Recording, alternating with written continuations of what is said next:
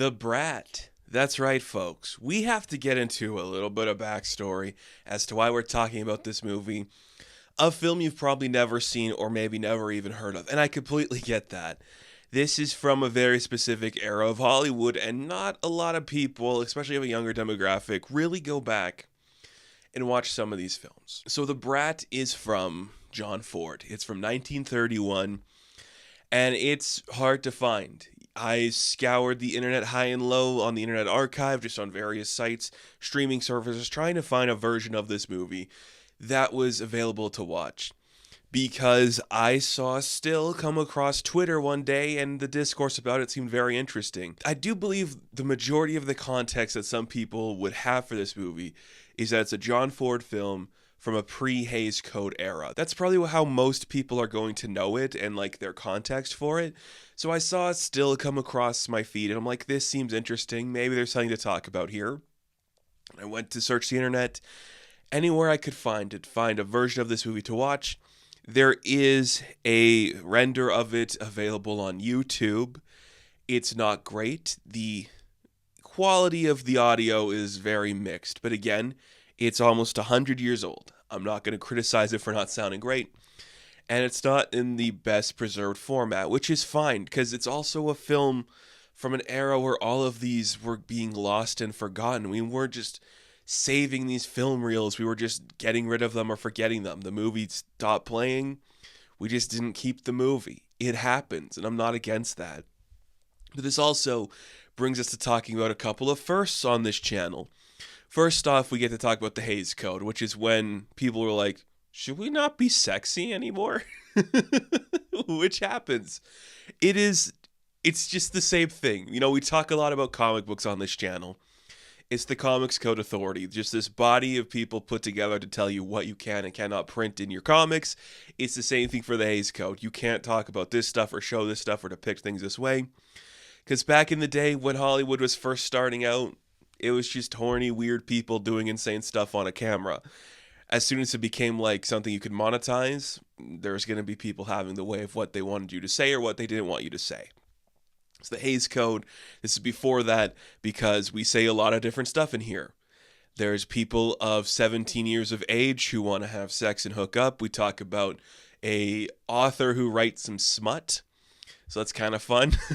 We also get to talk about John Ford, who might be one of the most prolific and important guys in any era of Hollywood. Like, he was there in early conceptions to what it was going to become. Most recently played by David Lynch at the end of The Fabelmans. So if you want to know who that is, he directed this movie, which is like 40 years before that happens. Like the scenes and that stuff, which is crazy. And he's just a prolific guy, so important, so formative to Hollywood. He did so many different types of movies, just made anything he could. That's the other thing about this too. It's only 60 minutes, so if you just want to like watch something fun, you know, on like a car ride or whatever, it's interesting and worth exploring. This also takes us to a really cool transition era of Hollywood where we're kind of stepping away from silent pictures into the talkies, which is very interesting. And they kind of like make light of it too in this movie where our lead character, the Brat, she mentions that like the world she's kind of like thrust into in this film, she only sees it in the movies or in the talkies as she calls them. We also get to watch a couple of classic actors transition over to the talkies now, starting with our lead, who's the Brat, Sally O'Neill, who was a regular in a lot of stuff from Chaplin. Now she is the lead of this picture.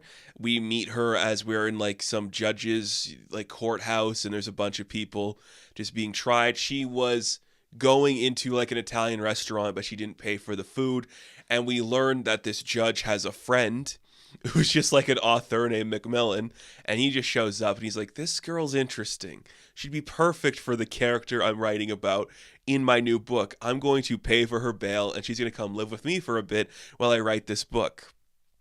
Which is weird, but you know, it's the 30s and I'm sure that's normal. Again, she's a teenager and he's ambiguously 18 to 46.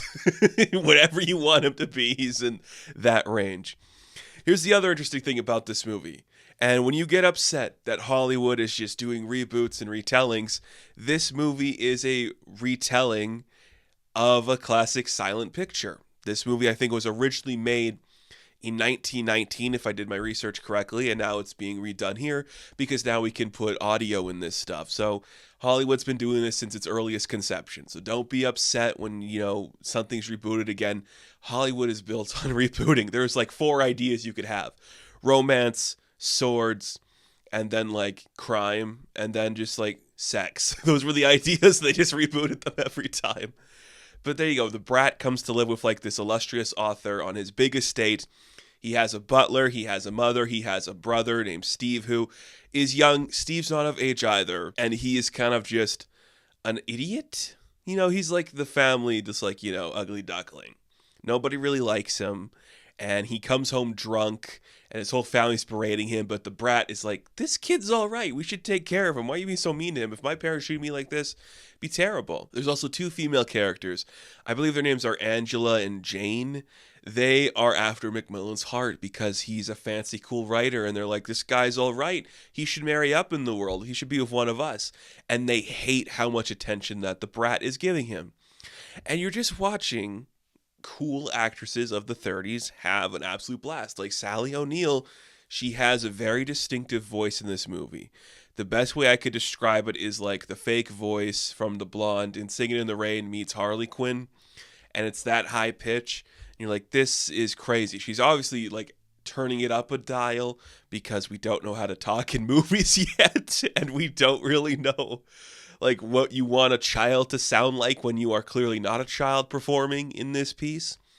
It is just a very interesting thing to explore. Also a classic staple of Hollywood movies, which is just this type of story, rags to riches in a sense. Like it's My Fair Lady to some extent, and I love My Fair Lady. So this is such a bizarre piece.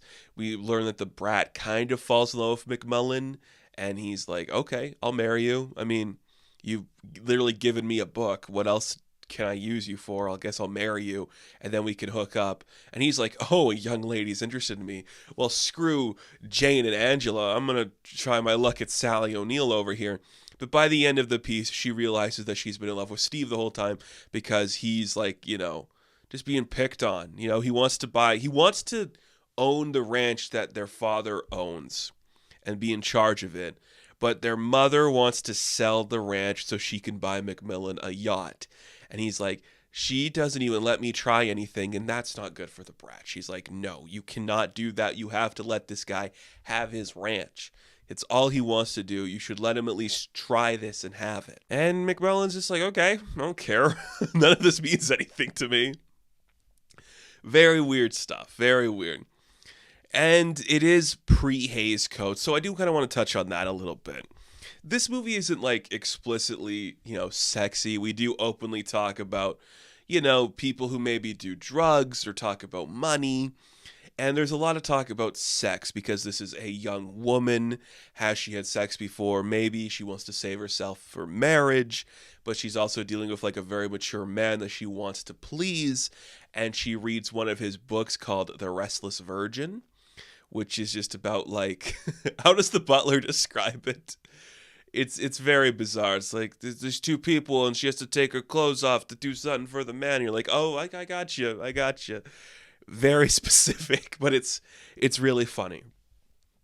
And, there's going to come a point later where we have to talk around all of this stuff. It's coming very soon where we can no longer say like virgin or sex. We can have kisses and stuff, but you can't have like people openly expressing their horniness or their desires in that capacity, which leads to a lot of stuff about just people writing better dialogue, which is really cool to see. We also get a really cool sequence where we see the Brat get into a fight. I believe it's with Angela. I think Angela's the blonde. So it's just 2 actresses like rolling around the floor on top of each other, just wrestling for a good couple minutes. And you're like, yeah, I can see how this could be perceived as awesome and that scares some people, but it's just real, like, it's aggressive violence too. It's like, look at these 2 just throwing each other around, tackling on the floor, and you're like, this is pseudo-sexual because it's about both of these characters wanting this thing from the guy, so they're gonna stop the other person in this capacity to do it. I kind of appreciate that.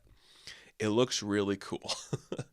Just a really silly, bizarre movie that's a lot of fun, and it does end in the classic fashion of the two characters getting married. But she doesn't marry Macmillan; she marries Steve, his brother, because that's who she actually loved from the beginning.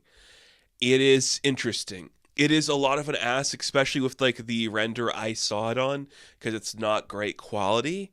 But if you are somebody, and I always encourage this to people, if you're somebody who likes film history and wants to see part of the evolution, this is a great place to start. You get to see silent actors transitioning to talkies. You get to see a young John Ford develop his skill. You get to see the things we were making before the Hays Code came in. And you get to see how not everything is preserved as well as it used to be. So it's a really interesting history lesson on film for that capacity. A very simple story that does have some good jokes in it. There's some really funny moments because it is kind of a comedy, kind of a drama that works surprisingly well. This is a very interesting piece and worth exploring if you haven't seen it. I know you haven't. I know you haven't. But it's kind of fun. What if a young woman was horny for an author but realized his brother was better? And what if Sally O'Neill was just adorable and sweet? It'd be pretty awesome. And it is. So that is going to do it for this episode of Classic Tales. Now, thank you all for watching this video. Be sure to like and subscribe to the channel. As always, you can check me out on Instagram, but TikTok and Twitter. And of course, I will catch you in the next one. Have fun. Stay safe. Good luck.